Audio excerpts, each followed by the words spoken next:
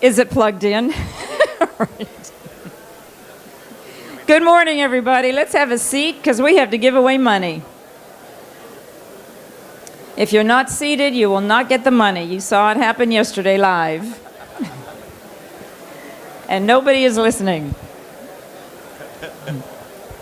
Make a draw. Let's do it. Let's just do a drawing. Hello, everybody. This Good is morning. for $50 from the Development Authority, the City of Folkestone in Charlton County. Don Malin, thank you. They're trained. Thank you, City of Folkestone. All right. Tracy Ushery, Georgia Power. There you go. We have $100 cash. Oh, Tracy, I'm sorry. What else comes with it is the Sea Rock City Birdhouse. I apologize. From Senator Jeff Mullis. There you go. I apologize.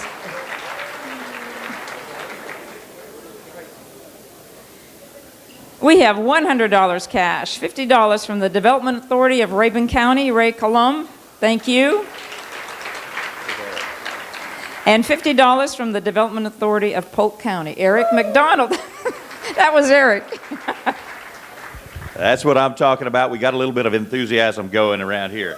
Now then, yes. Let's see if we can get a yell out of Tony Parker from Pond and Company. Oh.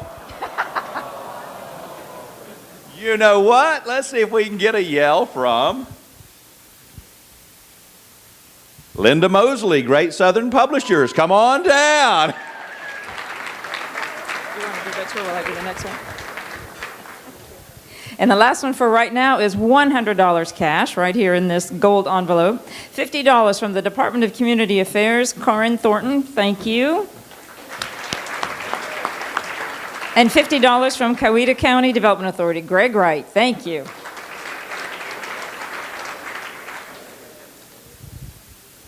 All right. Everybody ready? The room goes quiet. George Milligan, Development Authority of Johnson County. Yay, George! It's a good morning. Everybody's here. It's a good morning. Almost everybody was here. All right, we will bring up Gene Stinson and Dan Motley with SEDC, Southern Economic Development Council. Come on up.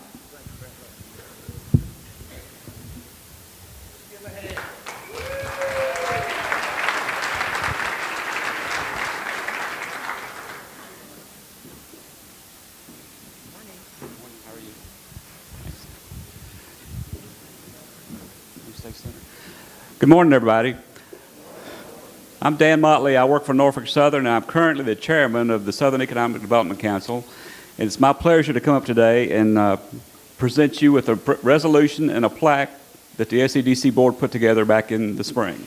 So I will read the resolution to you. Whereas the Georgia Economic Developers Association was launched in 1963 and celebrating its 50th anniversary in 2013, whereas through its programs, the Georgia Economic Developers Association has been successful in advancing the economic development profession in the state of Georgia, whereas the Georgia Economic Developers Association has consistently advocated for the cause of economic development in Georgia, and whereas the Georgia Economic Developers Association has been an active supporter of the Southern Economic Development Council and its members and supported the mission of promoting economic development throughout the American South. Now, therefore, be it resolved that we celebrate and commemorate the 50th anniversary of the Georgia Economic Developers Association. Be it further resolved that the board applauds and thanks its current and former members of the Georgia Economic Developers Association for their dedication to economic development in the past 50 years, passed and adopted at our meeting 11th day of February 2013.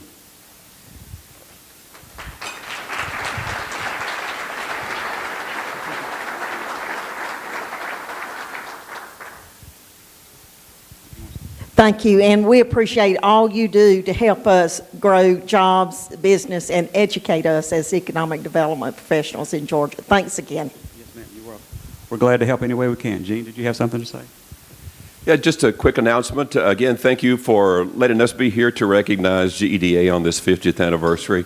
It is a milestone. There are only a handful of other associations in our 17-state region that have reached that milestone. So again, congratulations for all the good work that you do. One quick footnote for SEDC, I spoke to you recently about our annual conference for 2015, and as you know, we will be in Savannah, Georgia, in this hotel in 2015, so mark your calendars. It'll be July the 26th through the 28th, I believe.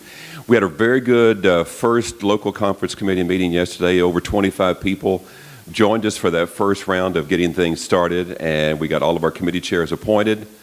Brant and Tripp, who with CETA here locally, are the co-chairs for the conference. So we're looking for some more information from them on getting involved in that event. So we look forward to being here. Thank you. At this time, I would like to bring up Ryan Moore. Ryan is a platinum sponsor for this event here with GEDA, and he is with Athens-Clarke County Economic Development Department to introduce the first speaker this morning. Thank you. Good morning. Good to be back in my hometown of Savannah. Always a pleasure to be here. Did everybody have a good time last night? Always a lot of things to do in Savannah. It's my pleasure this morning to be able to introduce another resident Athenian. Matt Hauer is the Public Service Associate for the University of Georgia Carl Vinson Institute. He leads the Applied Demography Program, and what they can do for you is provide detailed population projections and demographic data. He has also worked for Florida State University, which we won't hold against him. He's worked for the Atlanta Regional Commission and the U.S. Census Bureau. A lot of things, or one thing that you may not know about him is he's also a very talented musician. Let me read this list. He can play the trumpet, baritone, French horn, piano, and bass guitar. So quite a talented guy, very diverse, and brings a unique perspective to economic development, not unlike Athens-Clarke County, where he resides. Matthew Hauer.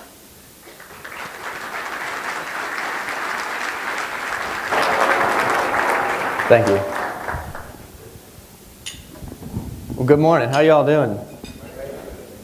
So I know it's kind of early, and talking about population statistics is probably not the best thing to start the morning with.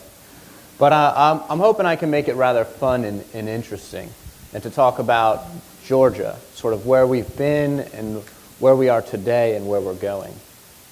Now, I was a musician in a former life. It was a long time ago. I haven't picked up an instrument in quite a while. So I can't perform afterwards. I'm sorry. But I would like to talk about where the state has been.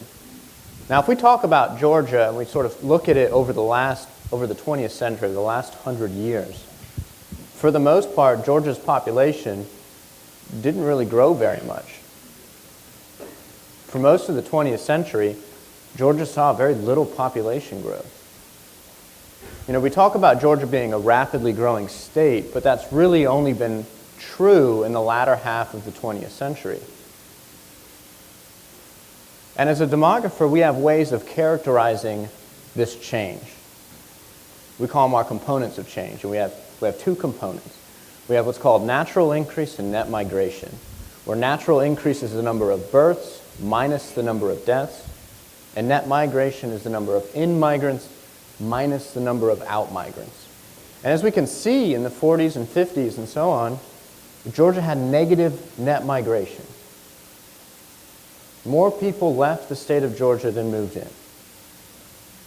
Georgia was a net exporter of people. And in the 60s, this flips, and we have positive net migration. And each decade after that, we see more and more migration, topping out in the 1990s, where over 1 million more people moved into the state of Georgia than left it. Over 1 million. That's a huge number. The 2000s probably would have even been higher, but it was right around just under 1 million, right around 980,000. That's incredible. That's a lot of people. And the Census Bureau, to sort of illustrate how rapid this has been, the Census Bureau publishes a list of the 100 fastest growing counties in America. See, this is the fastest of the fastest. There's over 3,000 counties in America, so we're talking about the most rapidly growing. And on that list, Georgia has 5 of the top 20. 10 of the top 50 and 16 of the top 100 fastest growing counties in America. That's awesome. That's fast. Over 10% of all of our counties are on the 100 fastest growing county list. That's incredible.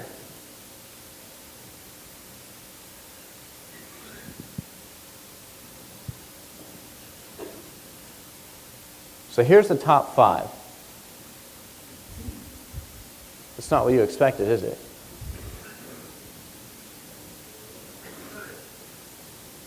There's a couple reasons why this sort of Census Bureau way of counting. Here's their top 10.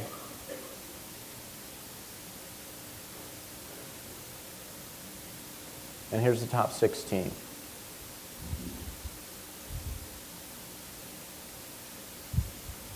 Now, when we sort of break this out and we look at the rest of the state, and this is for 2000 to 2010, so it was the last decade, the counties that are in gray are counties that lost population over the last decade.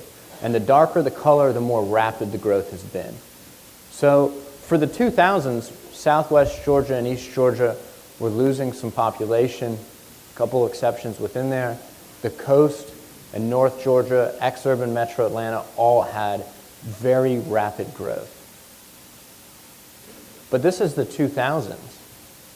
And we kind of have data since then, since the decennial census. And this is where we get those super rapidly growing counties. And this is the Georgia that we've known for the last 20 years, 30 years, 40 years even. When we look at it since the decennial, it's the same color scheme. Counties in gray are counties that have lost population.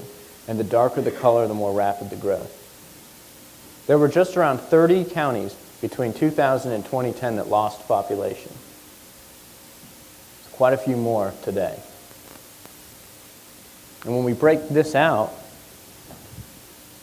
29 of these counties have negative natural increase, meaning there's more people dying in those counties than are being born.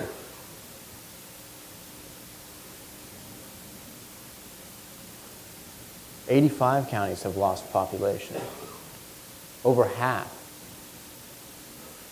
101 have negative net migration, meaning more people are moving out of those counties than moving in. And when we really look at it, 6 counties account for 2/3 of all the growth within the state of Georgia. So those rapidly growing counties are really rapidly growing compared to a lot of areas in the rest of the state. Now, I don't think a lot of this is permanent. I just can't see how this is going to be the way that the state will be moving forward. It's bucking a 50-year trend. And this is just nothing more than the results of the recession.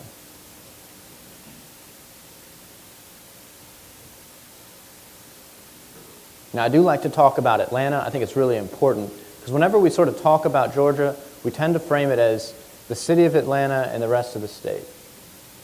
And within Atlanta, we tend to frame it as the city of Atlanta and the rest of the metro area. And so what I have here is Atlanta. This is housing density in Atlanta. And so we have that dense urban core, the city of Atlanta. You can kind of see Marietta. You can see a couple other areas within the metro area. But right, we get this dense urban core, the city of Atlanta, and then everything else within the metro area. And this is the world we live in, right? This is 1940. This is Atlanta in 1940. And when we look at how Atlanta has changed since then, over the ensuing 70 years, that dense urban core and the rest of the region, it pretty much disappears. We really don't have a city of and everyone else. We really have a metro region. We really have an area that is tremendously large and has been growing very rapidly. So we tend to think of the world like this, when we live in a world that's really like this. I could watch that previous animation like a million times.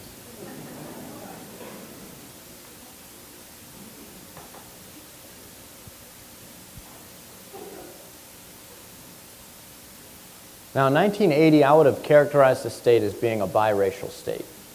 98% of Georgia was either black or white. Our Hispanic population was right around 1%, and all other race groups combined made up less than 1% of the entire population of Georgia. Is that the world we live in today? Is this our Georgia? When we look at the 2010 census, instead of 98% of Georgians being black or white, it's 86%. Our Hispanic population that was 1% is approaching 10%. Our other races, we can start to break out and begin to actually talk about them instead of this sort of nebulous other. And if I were to make a very bold prediction, it would be that this trend's going to continue. That the state's probably going to become minority majority sometime around 2025. That this diversification, it's going to continue. That's not to say that all race groups haven't been growing. It's just that there's been a disproportionate growth that's occurring in our Hispanic populations really specifically. Now, when we talk about our Asian population within the state, I used to preface this by saying, where do we think most of the Asians within the state of Georgia live? But I'd get a lot of really great answers from people, especially around Gwinnett, and that's pretty much the truth. Most of our Asian population lives within metro Atlanta. In fact, if you break this out and you start thinking about what are called immigrant gateways, places where people tend to move to, and we think of places such as New York City and Chicago and San Francisco and Seattle, we think of these really great immigrant gateways, and Georgia has been identified as having 4 immigrant gateways. They're counties, all within metro Atlanta. 4 new immigrant Asian destinations. They're Henry, Gwinnett, Fulton, and Cobb counties. And you can see the growth in our Asian population in these counties has been unbelievable. Henry County is only one of 4 counties in America that has over a 1,000% change in its Asian population. That's incredible. And Gwinnett has been identified as having the largest new immigrant Asian population in America. That Gwinnett County is emerging as the preeminent Asian destination. And that's right here. That's in Georgia. That's our backyard. That's right up the road. And so this is part of what's driving this diversification within the state.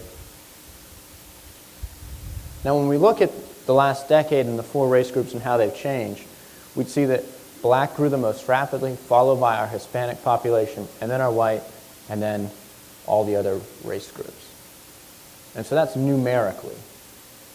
But when we break it out as a percentage change, it's a very different picture.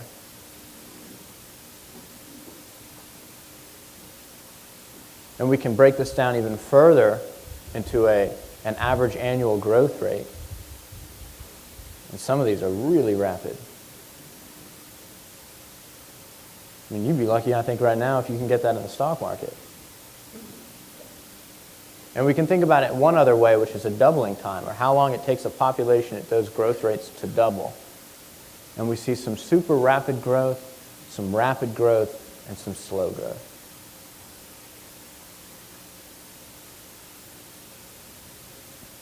Now, part of that is immigration, and part of it is a number of other reasons. But when we look at how these race groups have changed within the state geographically, again, this is the same way of reading this map. The gray are counties that have lost population. The darker the color are those more rapid growth.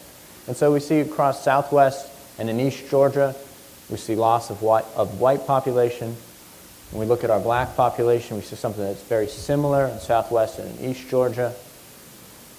When we look at our Hispanic population, those areas don't have decline. So the racial makeup of a lot of rural Georgia is going to be changing on a dime, if it isn't already changing on a dime. You have a population that is either declining in total, declining white, declining black, but increasing in our Hispanic population. It's changing extremely rapidly.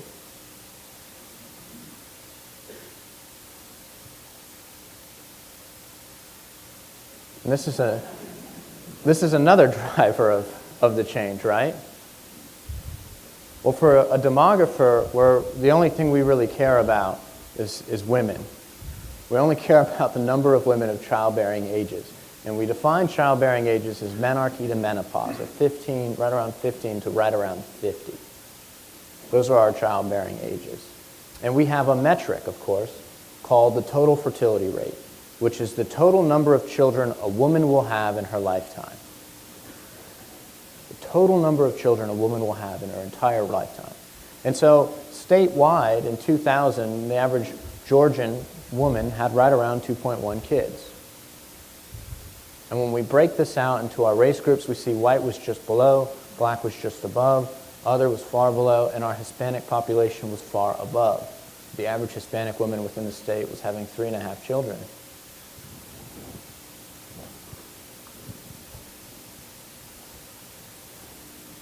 Now this is old data, right? I mean, it's 2013.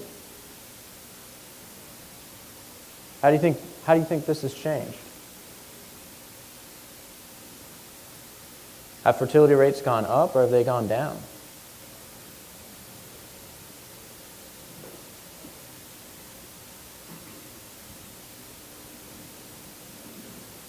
Well, here's white and black all the way up to about 2007 or so.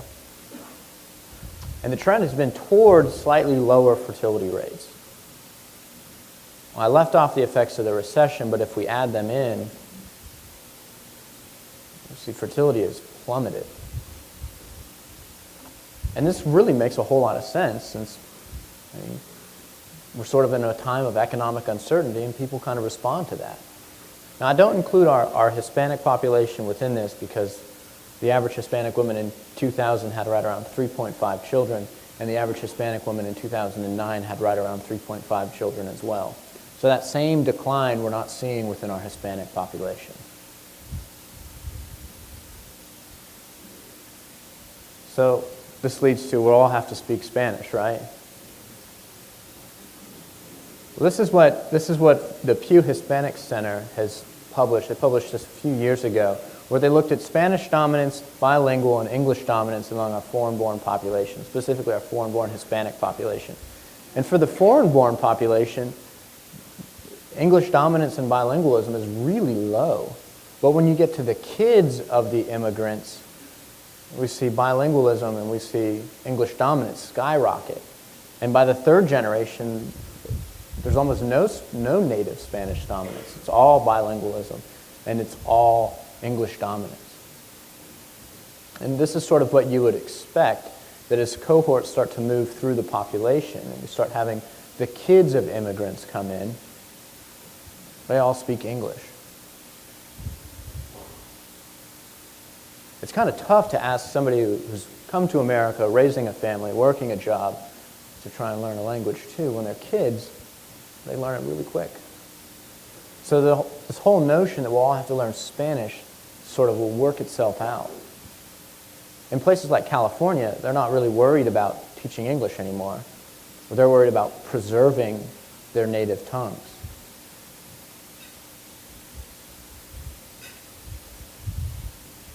Now, I think it's really important, especially when we talk about economic development, to talk about educational attainment within the state. Now, as we know, educational attainment is so tightly correlated to so many economic outcomes. We can look at your probability of being in poverty, and as you move up the education scale, that probability goes down. We can look within the education group, and we see poverty rates drop as well as you move up the educational scale. We can look at earnings, and we see the same thing. As you get educated, you tend to have higher earnings across the board. We can look at unemployment rates, and we see the exact same thing. The higher your education, the lower your unemployment rate. And if we look at the effects of the recession, we see those who have been most adversely affected by the recession have been those with the least amount of education. So education is pretty tightly correlated with a lot of our socioeconomic variables. Which leads me to this. This is those who should be recent graduates, right? 18 to 24, young adults. They're not enrolled in any type of schooling, and they don't have a high school diploma or equivalent. So no diploma and no school. Georgia has the third highest rate in the country. 15% of our 18 to 24-year-olds fall within this category. No degree and no school. Do you want to take a guess at how many of them report having a job? We talk about a 10% unemployment rate being high, 7% unemployment rate being high. Try a 50. Just half report having a job. No school, no degree, no school, and no job.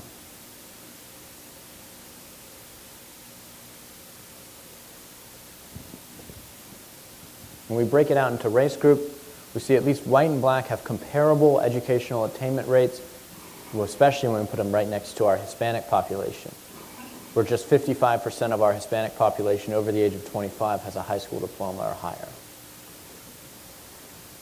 Now this could change as we move forward, since that population over 25 does include quite a few foreign-born, but until we have more numbers, we won't really know how that starts to shake out.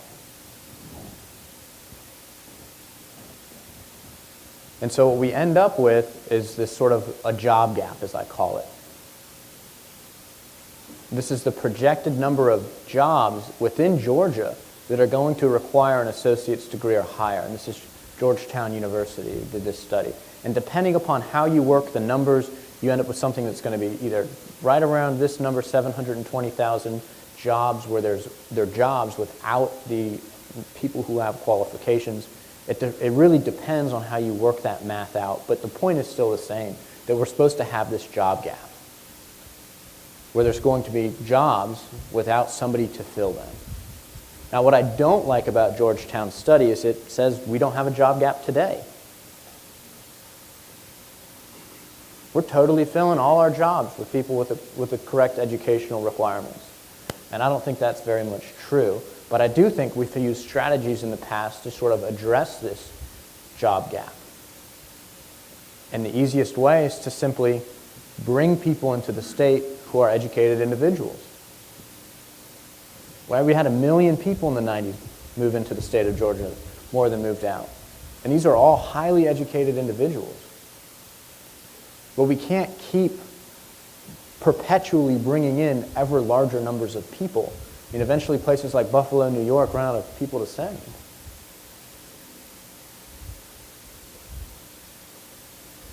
Now I want to talk about aging as well, briefly.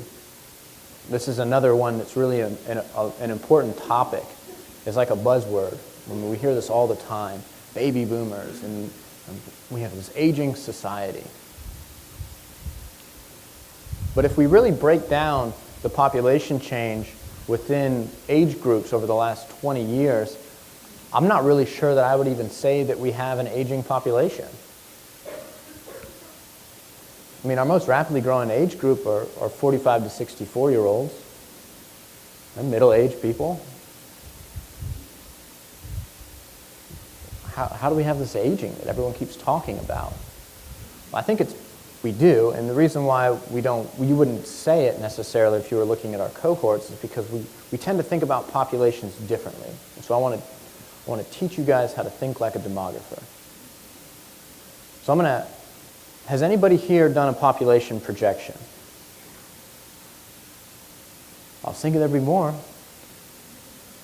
Well, if a demographer ever asks you again if you've done a population projection, you can now say yes, because we're going to do one right now. We're going to do a mock population projection. So this is Georgia's population in 1990 in millions for these different age groups. So a 25-year-old in 1990 becomes a what in 2010. A 25-year-old in 1990, 20 years later becomes a 45-year-old. So they would move over and down. They'd move diagonally through a chart like this. This is where we get that 111% change in our 45 to 64-year-olds. So then a 45-year-old in 2010, by 2030 is a, so they move over and down. So 45 to 64 is no longer going to be growing very rapidly. That growth shifts to our 65 and older population. And this is the baby boom working its way through the system. And we can totally see it too. If I can get to it. This is Georgia's population in 1990, and this is our baby boom. I've went ahead and bracketed it off. And I mean, it totally sticks out. It's just a gigantic bubble within the age structure. And when we go forward 10 years, we can still see that baby boom working its way, like a wave. We move out to 2010. It's still right there. And if we were to look out to 2020, so the way to read this really is vertically. Any age group vertically is going to be total population growth. If an age group is not growing vertically, there's no growth. So we see there's going to be a tremendous amount of growth in our older populations. Our population right in the middle, between the green and the gold bars, well, there's not very much growth, and we have some growth on the tail end in our young populations. And that's the baby boom working its way through the world. So our most rapid growth is going to be at the oldest ages and at the youngest stages. But our population that's going to be right in the middle is going to grow very slowly. So I have some national projections to demonstrate this as well. These are the Census Bureau's recently released national level population projections. And our population over the age of 65 is expected to more than double over the next 50 years. More than double.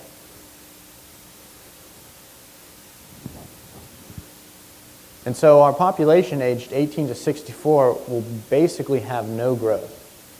It's going to be extremely slowly growing.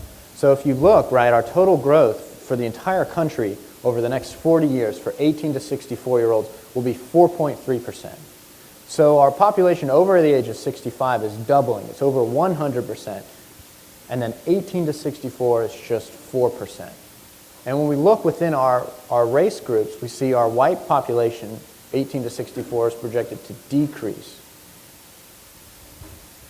where our black, our Hispanic, and our Asian populations are projected to increase. So all of our growth, 18 to 64, is going to be in non-white populations.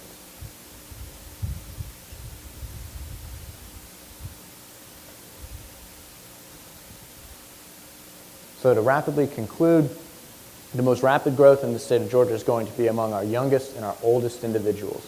Those who are middle-aged are going to be growing the least. And that the state is no longer a black and white state. It's rapidly diversifying. It's going to continue to rapidly diversify. And I really like this quote. I think now I probably say this quote more than I hear it. But it's that demography is destiny. Right? Demography is destiny. And to a certain extent, I think there's a lot of truth to that statement. I mean, if we're just talking about our baby boom population, it's people who have raised families, who've worked, getting ready for retirement. In a sense, right, demography is destiny. But I really like this quote by Abraham Lincoln, of all people, who said the best way to predict the future is to make it. And I don't necessarily think that demography is destiny. I think that we do have a way in which we can shape our own future.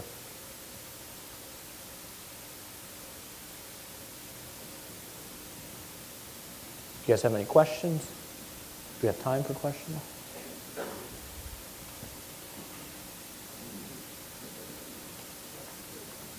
Yes.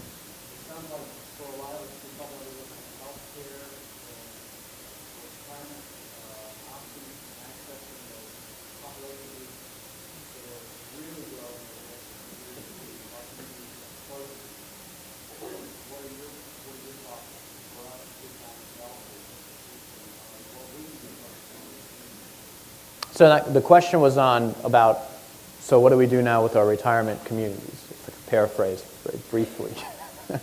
What do you think as economic developers you guys should do to sort of address a population that's aging? And I think that to sort of answer that, I think we tend to think that this is going to be a drag. I mean, you see this, you sort of see this in the news, you sort of see this in popular literature, you sort of see this notion that an aging population is going to be a drag on the economy. And we see this in the way even economists, the way demographers have tended to talk about it. They say this is a dependency ratio is the way that they even term it. That those who are over the age of 65 are going to depend upon those who are under the age of 65 who are workers. And I don't think that's necessarily the case. I think our aging population has a tremendous amount of institutional knowledge, has a tremendous amount of purchasing power as well, has a huge amount to give back to communities. And I really see our population over the age of 65 as something to be harnessed instead of something that's going to be a drag. And I think reaching out to a lot of these people who are going to be retired or who are retired is really important.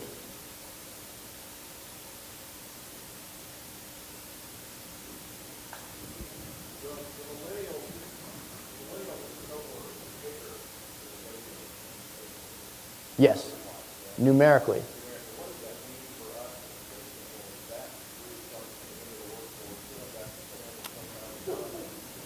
Yeah, so that's a really great question. And the question was about millennials moving into and aging in. Numerically, the millennials are larger than the baby boom. But as a percentage, they're smaller. And so you end up with this sort of almost like a ripsaw effect that occurs in a population. So if we go all the way back to here, you can already see boomers are within those age groups where people have a lot of kids. But boomers were came from a cohort where their parents had more kids than they had. And boomers had fewer kids than their parents. Boomers' kids have fewer children than their parents who are boomers, and so on down the line. But you end up with a dip in the middle. And so when we look at this going outwards, this has been buoyed within the state of Georgia by immigration. Our population that's really young. We've been able to, when people have moved into the state, they've brought with them their kids. And so this gets pulled upwards. But you still have, when that cohort moves in, it's essentially the same size. So even though numerically it's larger than what the baby boom was, it's still lower than what it should have been to continue that sort of that rapid growth that's going to continue. And so we're right now in the lull. If you think of like two mountains, we're right in the middle of the saddlback. Going forward, though, it'll sort of work itself out as we end up with those children moving into ages to have kids and start working and stuff. But we're right in the lull right now, where there's very little growth among these populations. So that it'll, if you're thinking really long term, it'll work itself out. But in the short term, it's going to become problematic. Or people are going to be working longer to make up for the fact that there's essentially no one behind them. But there is kind of somebody behind them, but there kind of like isn't. It really depends on the industry. It really depends upon the job.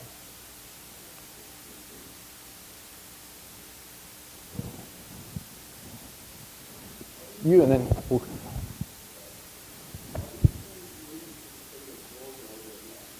yeah, these are all totally national trends.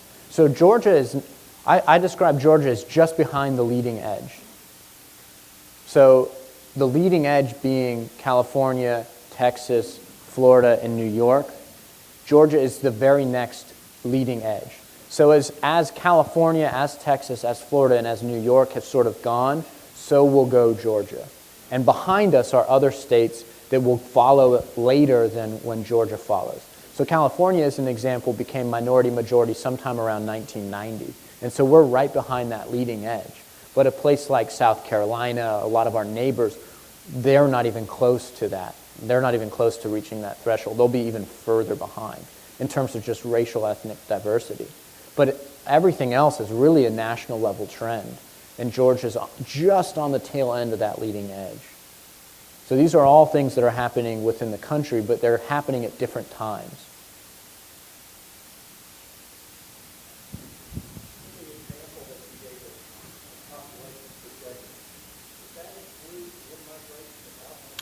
So these ones right here do.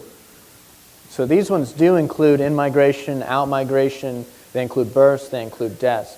The mock is really just to think about sort of what's actually going to happen. Because if we look at the example, the mock, this is like a 250% increase in our population over the age of 65. It won't quite be that large. It'll probably be somewhere in the neighborhood of 100%, just like the Census Bureau projects. But it's going to be the largest increase within the state. That's why I don't include anything in 5 to 24. There's no one, I don't have anybody to project before then.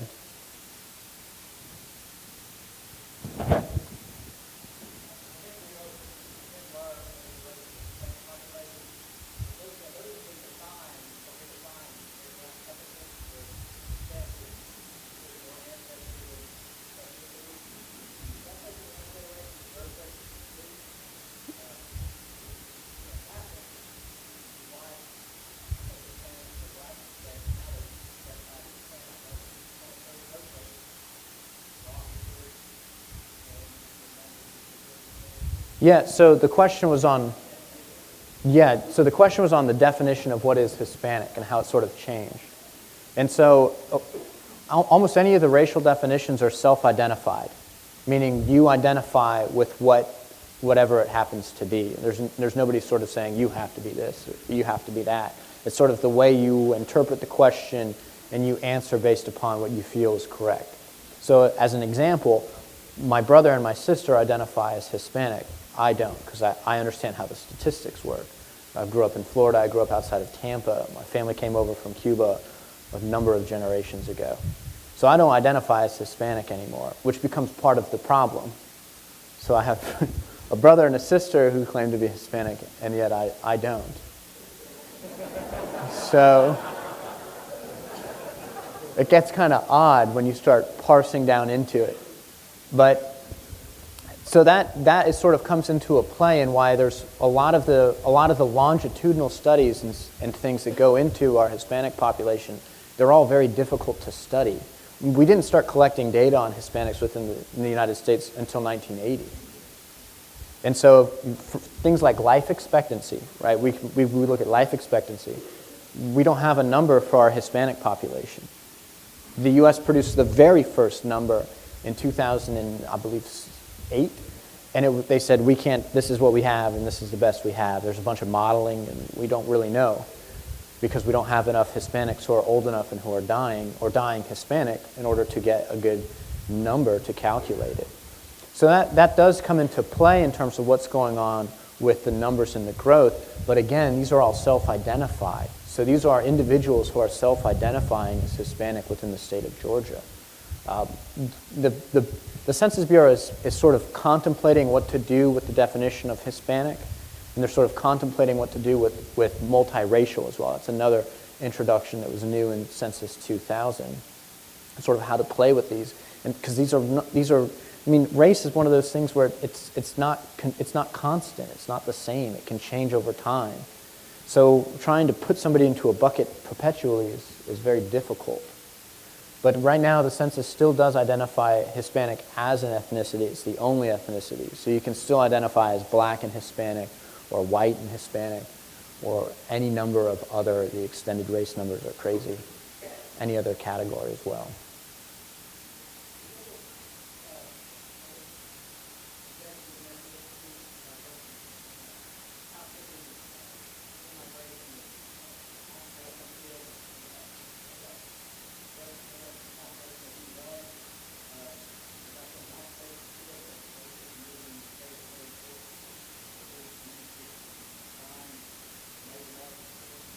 Yeah, so like our Hispanic I haven't done anything with projecting out occupational status. With our Hispanic population, though, this was a really hot topic just a couple years ago. The number one industry for Hispanics within the state of Georgia is construction, and then food prep, landscaping, manufacturing, and out of the top 6, number 7 is agriculture, which was opposite of what you would think, right? But there's not a lot of agricultural jobs in Atlanta that I'm aware of. Yes?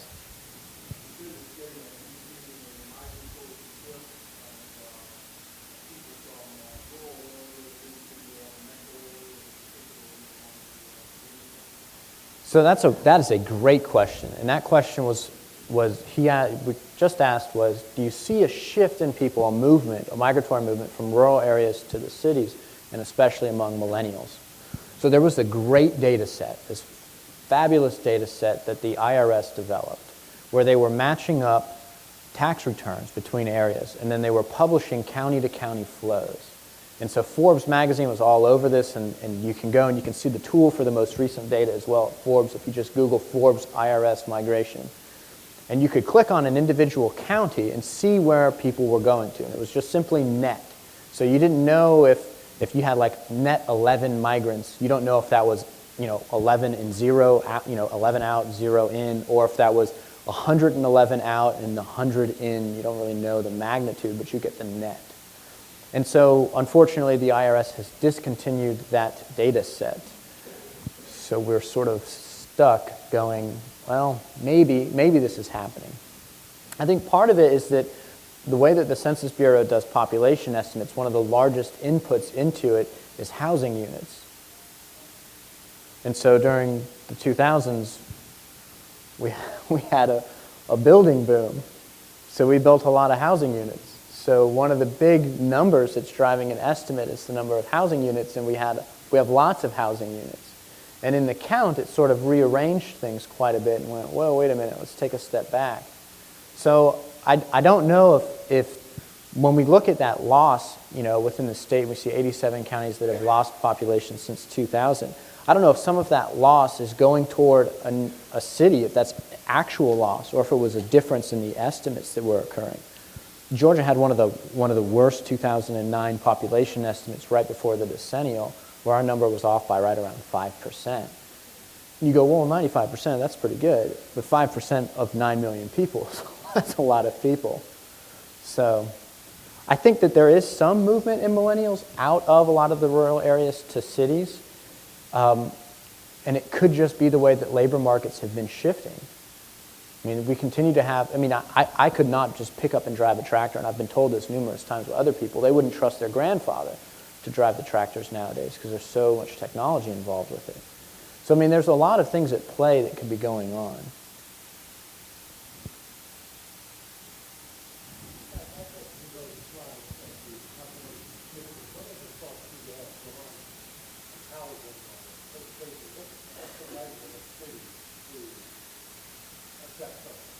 Well, I guess I have let's think of, okay, so what would be the magnets? What are the magnets of cities and why people would be sort of moving from rural areas to cities, right? We have so much telecommuting now. Why do you need to go to a place of work? Right? And on top of that, most of our technology, so for a lot of us, the technology that we have in our home is more powerful than the technology we have in our offices. I don't have an iPad in my office, right? I don't have mobile devices like that. I'm sort of locked into my desk still. So, right? So why do we? If we don't need to have necessarily, we're supposed to be moving into this era where we don't necessarily need to have an actual physical location. We can telecommute and so on. Why is this still happening in the cities? And I think part of it is cities provide a tremendous amount of amenities. A huge amount of amenities. And I think with a lot of the younger generation, they're tired of the commute, the long distance commuting that goes on to get to an office. You see more satellite campuses now, satellite offices as well, and you see people moving closer to their places of employment. And so that's sort of concentrating in. But even still, we still have a tremendous amount of growth in the suburbs. So it's really tough to say, and to put it on any one single reason.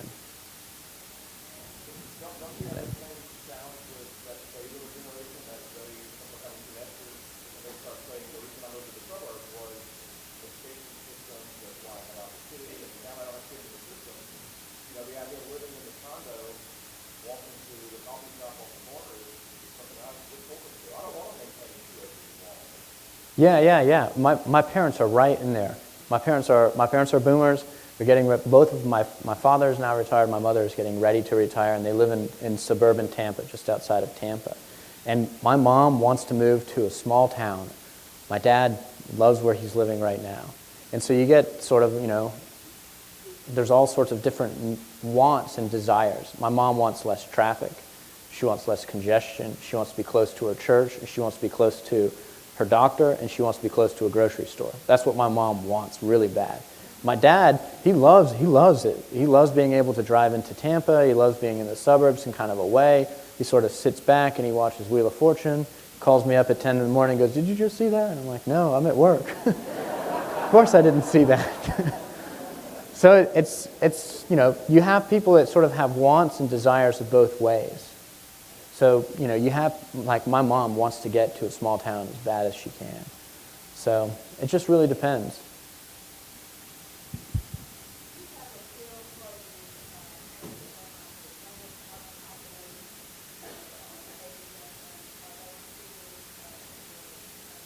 So the question was on the undercount with our minority populations within either the U.S. or probably in Georgia.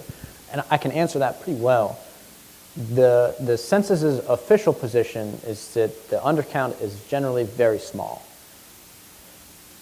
And there's a couple of demographic tests that we can do to determine the undercount, but for the most part, the Census Bureau's count is 99.9% accurate.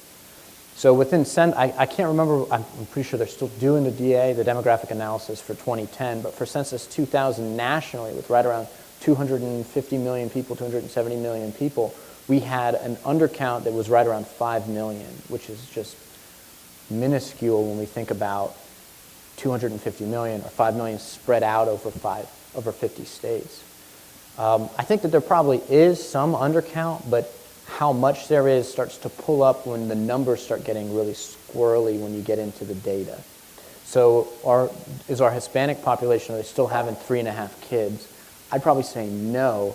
There's an undercount of Hispanic women within the state, for instance.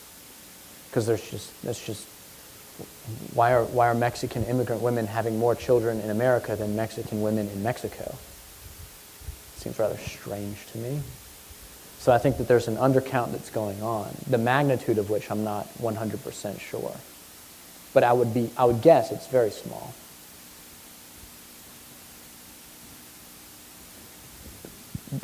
One more?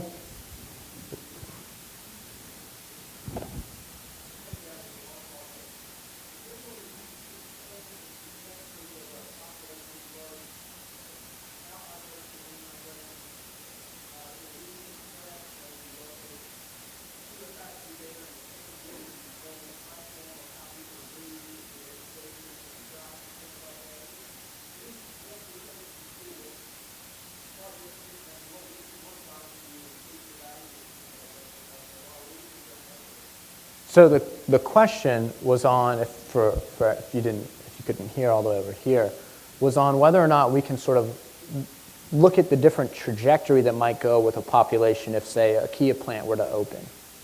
Or I'd imagine if we were to deepen the port, that would probably be another really big one.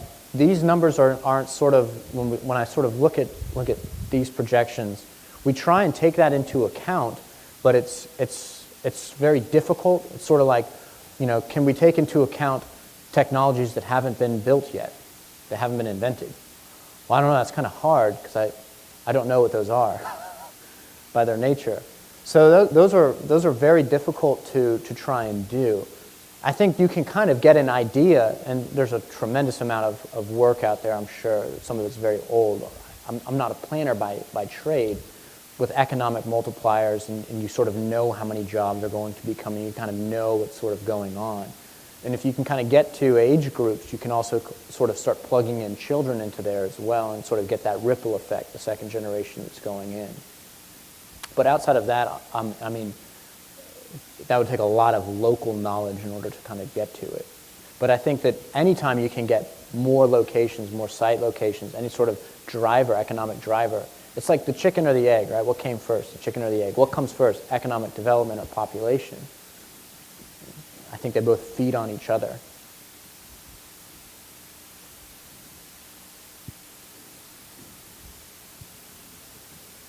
Was that good? Okay, great.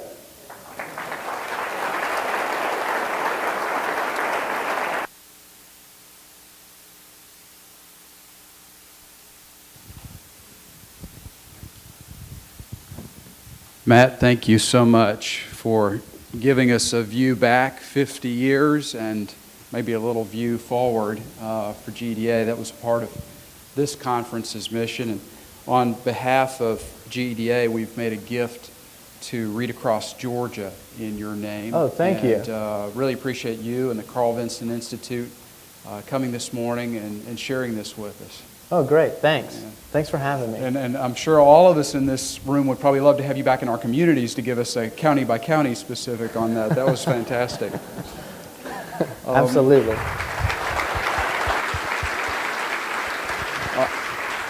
We're going to ask Paige Siplin to join us. He's got an announcement to share with us about the Centers of Innovation. Good morning, everybody. My name is Paige Siplon. I'm the Executive Director of the Center of Innovation for Logistics. Also, if you haven't heard, recently promoted to lead up all of our strategic industry-focused centers of innovation. We're an industry-focused division of the Department of Economic Development. And I wanted to preach to the choir just for a minute. Economic development is complicated. Last year, we announced the release of some spotlights, 159 counties in Georgia. The questions that the communities you work in and the companies that you work for, the jobs that they want to create, the new companies you're trying to recruit, they cover a wide range of different topics and different requests. So last year we put out a series of these spotlights as a tool and a resource to help understand logistics. So we all know now how to do a population estimation. If you've never done a freight flow analysis or an inventory optimization, you don't have to. This tool is there for each of you. They're available for free download. It is not the only tool. There's great other resources out there from the Department of Labor, Select Georgia, Georgia Facts. We link to all that information, but this, a pretty comprehensive overview, county by county, how many truck tons, what's the value of the truck tons, how many logistics providers are located in your neck of the woods, how many people they employ, what's their total sales, what's the rail freight, how many TEUs of freight come from the port into your county. Just a wide range of different resources in one easy-to-read, 5-page overview that you can download for free off our website. It also creates a link, and this is where I need your help. Throughout this spotlight, we've done the best we can to give the most accurate information as possible. We missed something. I know we did. We learned that last year. We've made a lot of updates and corrections, so this new release today is as updated as we have come with your input into these spotlights. It's got your information, leadership from your county, the head of your Economic Development Authority. It's got the name and phone number for your regional manager for the Department of Economic Development and a whole host of other contact information. The hope is that you could put this into your recruitment brochures, go to your existing industries, and help tell a better story around how logistics and freight movement plays a role in your communities. We're here to help you and serve you. If you go to georgialogistics.com or go to georgia.org, you can download this information and then hopefully reach out to us. We're a tool. We work for you. And we look forward to working with you more. Thank you.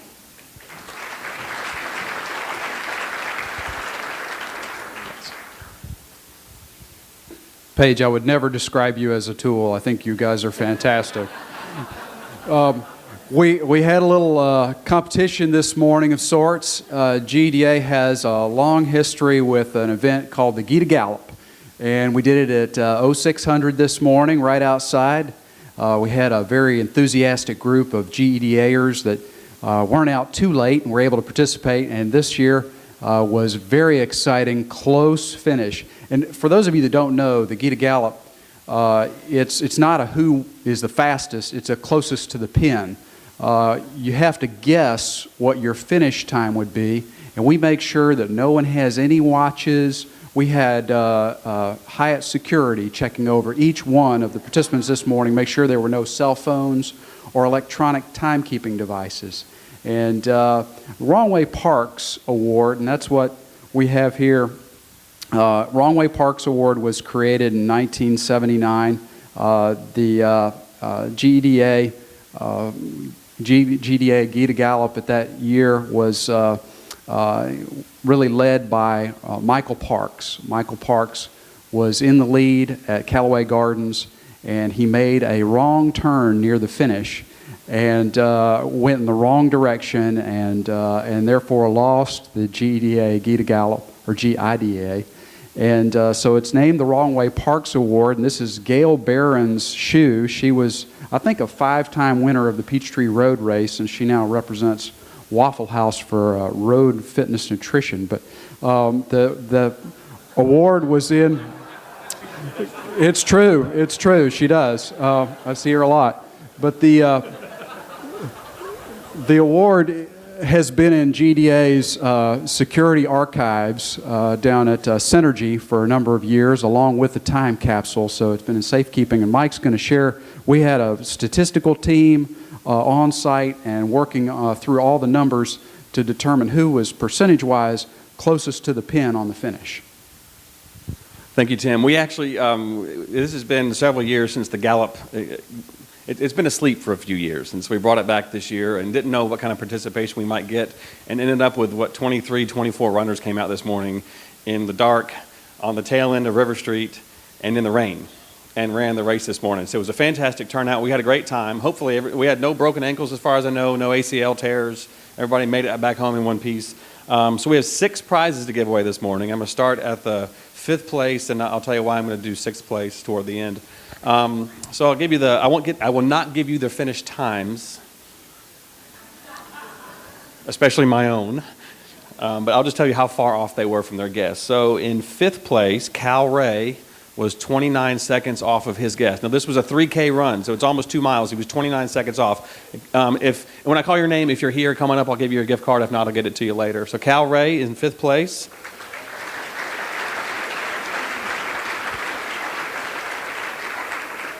And he actually ran really quickly. He'd probably be happy to share his time, but the rest of us wouldn't.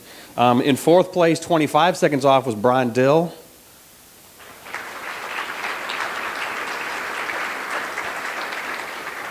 That's another one that sprinted the whole way, like the rest of us walking. Sheely Williams in 3rd place, 22 seconds off of her guess.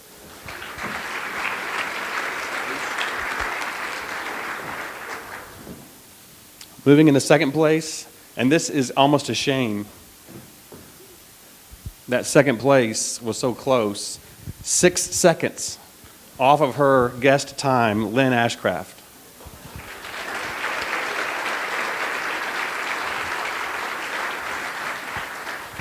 My guess for myself was that I would finish. And that was it. I was correct, but I'm not eligible. She said if she would have had her watch, she would have run faster. So I'm going to go to our person who had the most fun prize, Nikki Knox.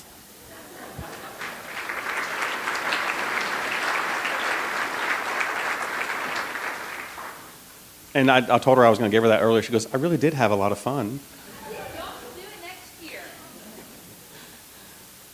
There you go.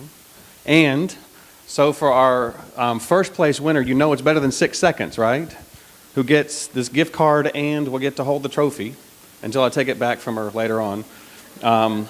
Missed her guess by 0 seconds. Dead on it, her time. So Rebecca Wallace.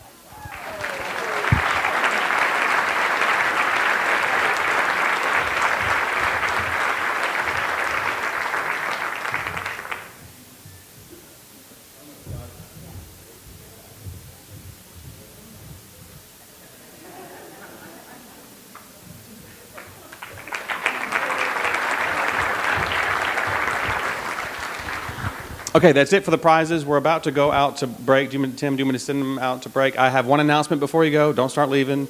If you'll notice, I'm wearing a long sleeve shirt today. I know, it's still kind of on the tail end of summer. If you remember back at Spring Workshop, Jackson EMC was our break sponsor, and they had fantastic shirts they provided for us. They said, we want to do it again. So when you go out to the break, they're out there right now with this lovely T-shirt. Thank you very much. So we actually are going to have an extended break. We're going to go until 10:20. That's about 40 minutes. It gives you time to get a shirt, go in and visit our exhibitors, and we'll be back in here at 10:20.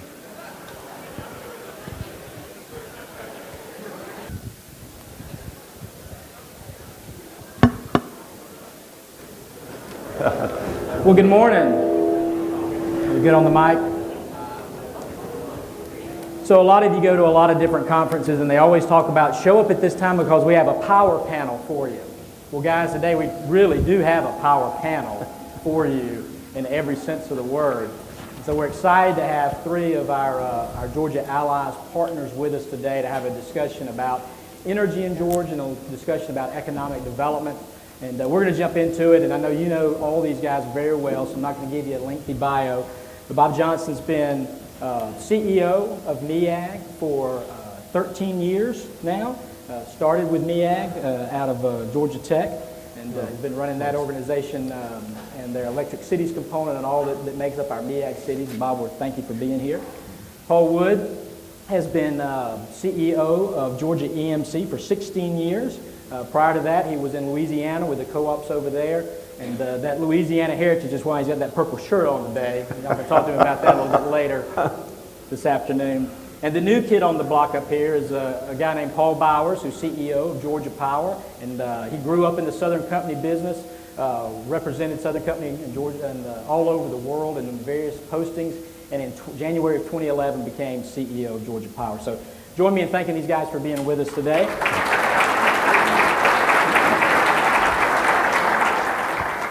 So, Bob, we'll start with you. Let's have a little discussion today about our power mix in Georgia, the type of electricity that we have, our generation facilities. As a little bit of a backdrop for folks, in 1913, the Georgia Chamber published an economic development book. And in that book, one of the things it talked about is Georgia's affordable and reliable energy. And that's been a hallmark of what we've been able to sell all over the world now for the last 100+ years. And so tell us a little bit about what electricity looks like now and where you can maybe see it going in the next 10 to 15 years. And we'll just ask all of you to kind of join in and make comments about your mix. But did you get us started, Bob? Well, we are blessed with a nice fuel diversity in Georgia. We've got hydro, nuclear, coal, natural gas, and the addition of renewables now coming into that mix. But it gives us, as you said, economic, reliable, and stable pricing. As commodities like some of our fuels move around in price, we can shift the production between those resources to help stabilize and maintain economic pricing in the delivery of the energy. So we're very lucky, and it's been an economic development tool for as long as I can remember, actually, in Georgia, that we can deliver that, and we can show it historically, we can show it going forward. Right. Paul, from y'all's perspective, I know you well, we're like Bob, the stability of power prices in Georgia has been a great economic development tool over the years because we have a stable supply that's very cost competitive and one of the lowest cost states in the United States, and that's largely as a result of good planning in the past, and the utilities working together as partners have made that happen. We're going to see some cost or some shift in energy supply among the EMC systems, and I'll just say there are 37 distribution EMC systems in Georgia, and there are 3 TVA systems, which are a very important part of our economic development programs in the state. But right now we're at about 40% nuclear capacity for energy, and we're going to see that over the next 7 or 8 years go up to 50% as Vogtle 3 and 4 comes online. The EMCs own about 600 megawatts of that, and we're excited about that for, again, stable, affordable priced electricity for the next 60 years. So I think the outlook is extremely good for our state. Before I respond, has anybody noticed Chris's socks?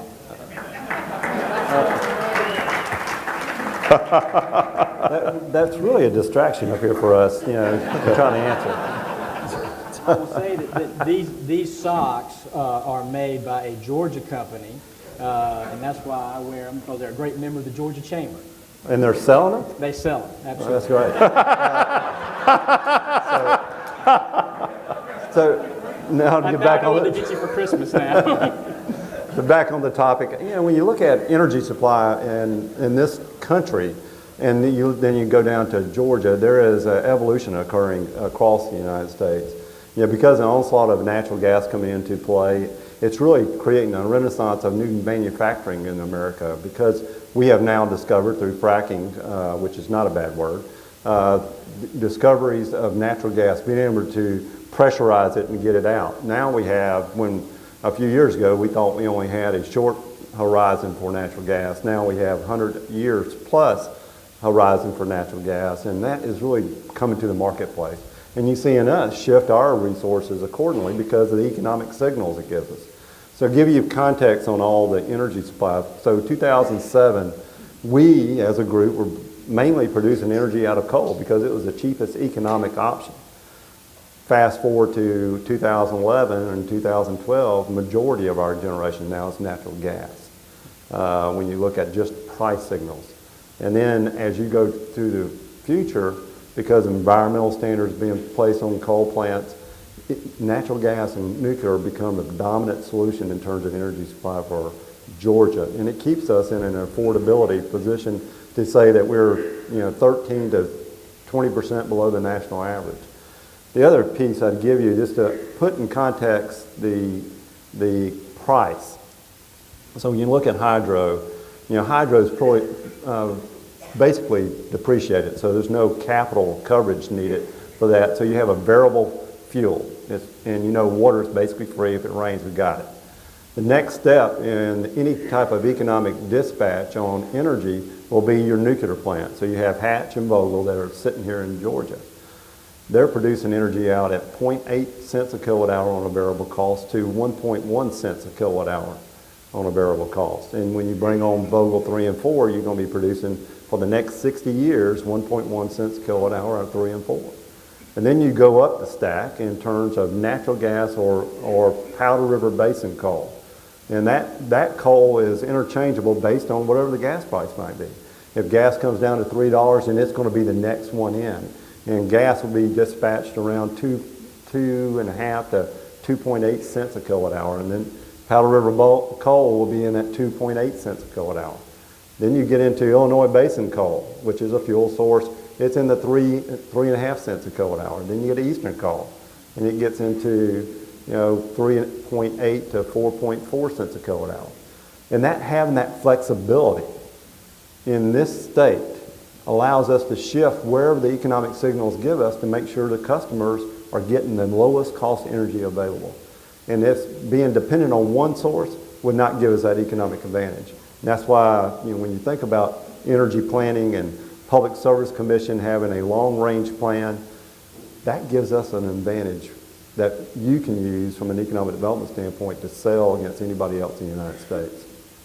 I'd add that natural gas is becoming a predominant fuel right now, but it also has a history of volatility. And so you need this diversity because we can move back to coal if natural gas shows signs of volatility in the future. And I'll add on to that, when you think about natural gas and saying this big supply, just remember, even with that supply, there's scarcity in the marketplace. This past summer, New England saw prices in the $14 MMBTU, and we're getting it into the Southeast at $3.50 right now. So that volatility exists just because you don't have the pipelines, you don't have the infrastructure, you don't have pipes coming out of where the gas is being produced. So that's still there, and that's a great point Bob makes.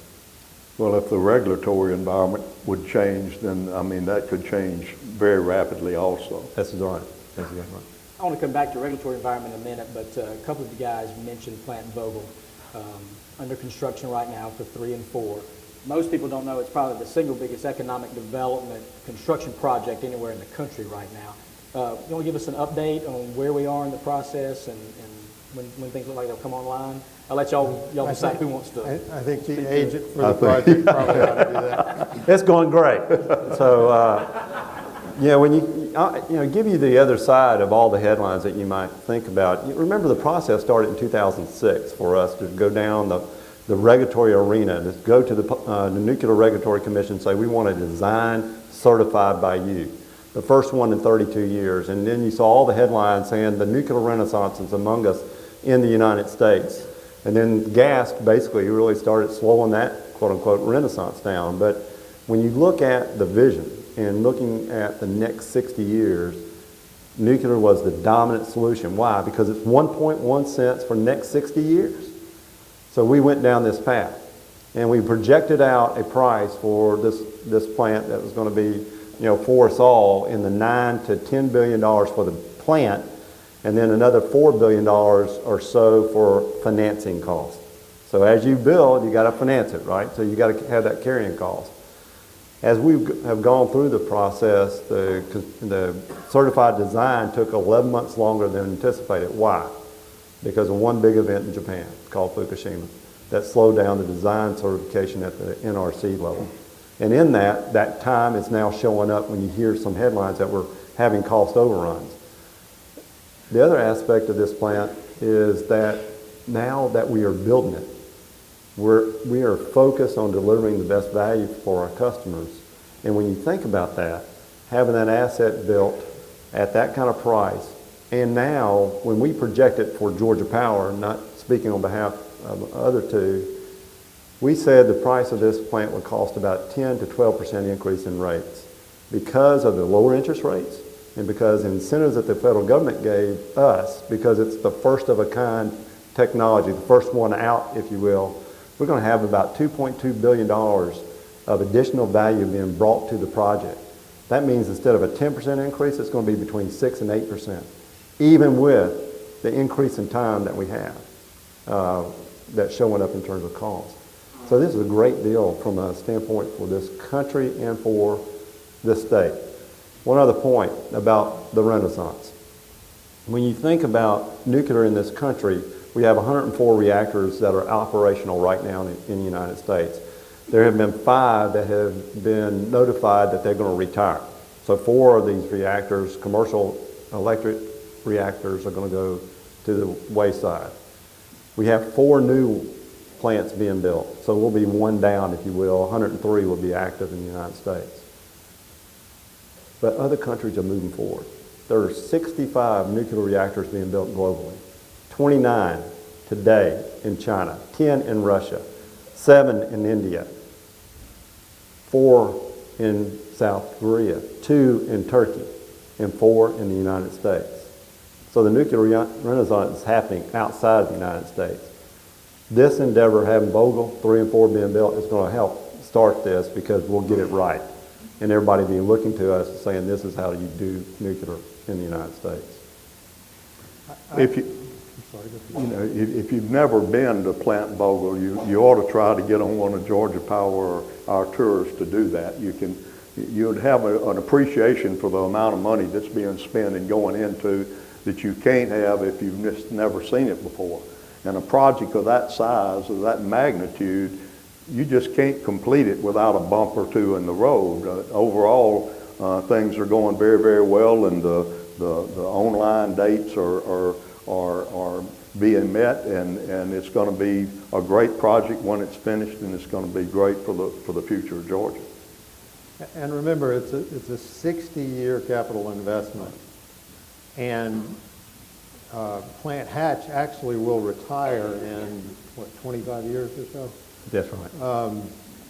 So when Hatch retires, end of its license life, this plant will actually just keep us even in our fuel diversity from our nuclear piece of that mix standpoint over the long haul of that 60-year life. So bear in mind, in a couple of decades, we're going to be pretty much where we are unless we build another nuclear in terms of the percent of the mix in the state.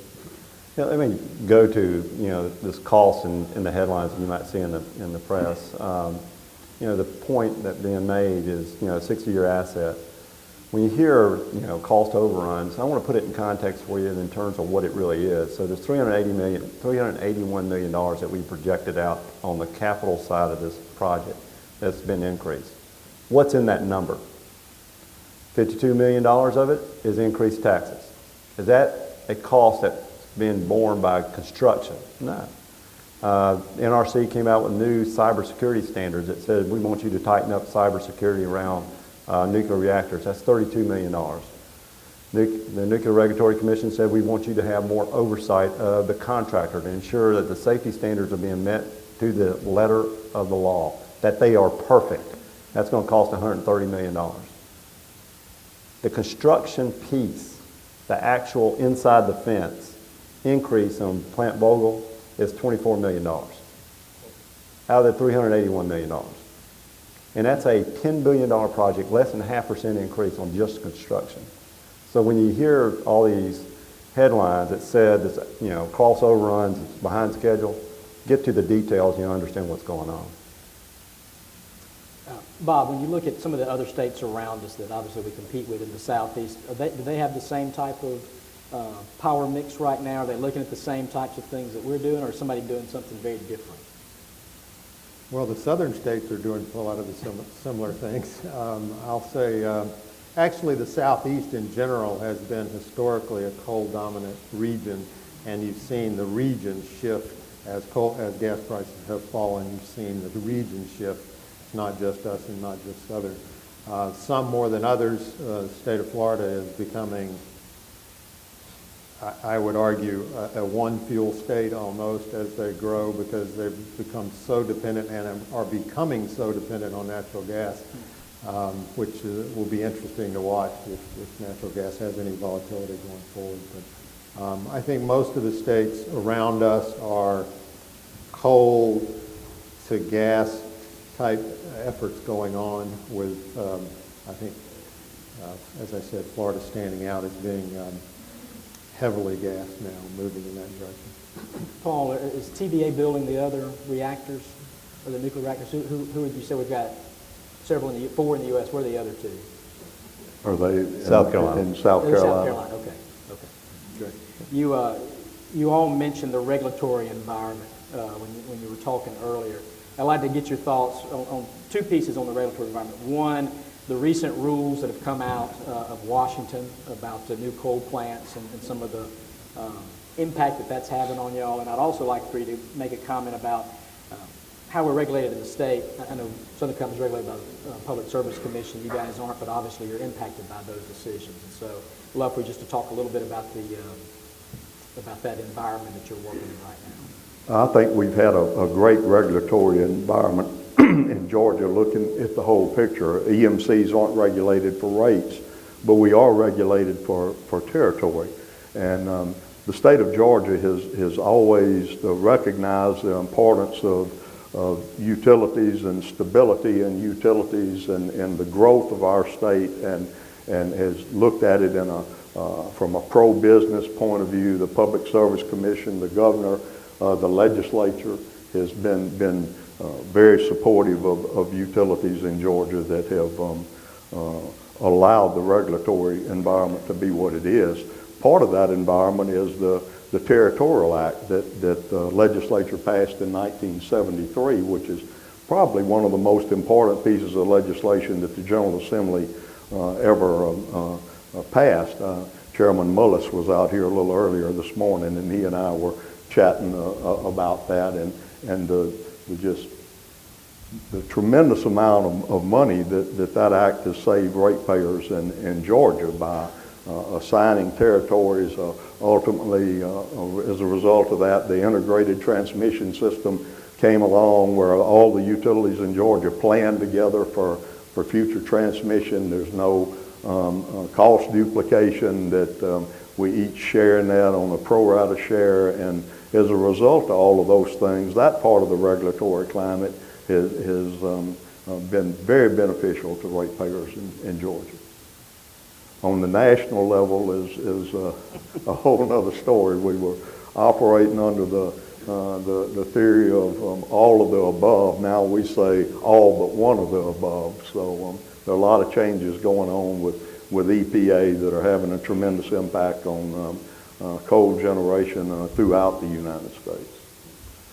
Bob, thoughts on One of the great benefits of the Territorial Act from an economic development standpoint is, as everyone in this room probably knows, industries get to pick their power supplier when they come to Georgia, and they truly love doing that, and they make us keep our pencils very sharp as a result. So while we wear multiple hats, we work together in economic development and work very closely together. We also compete for those industries, and they get the benefit of that competition. So that's a great benefit at the state level. I would agree it's a different story at the federal level. I remind my cities that we've spent more on environmental controls at the coal plants in Georgia than we paid for the coal plants in Georgia.